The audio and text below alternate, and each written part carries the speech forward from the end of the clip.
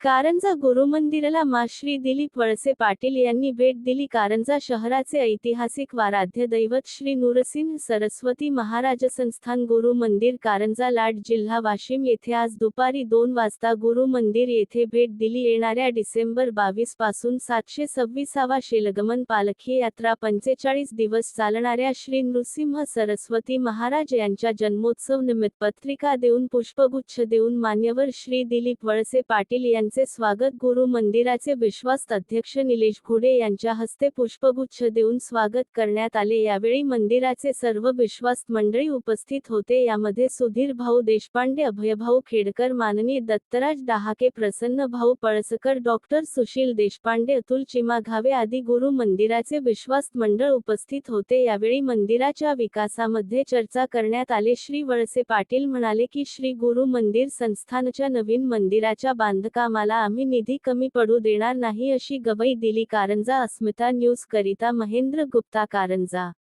आपल्या कारंजा अस्मिता न्यूज नेटवर्कच्या त्वरित बातम्या बघण्याकरिता यूट्यूब चॅनलला सबस्क्राईब करा, बेल आयकॉनला टच करा, इंस्टाग्राम चॅनलला फॉलो करा, व्हिडिओला लाईक करा.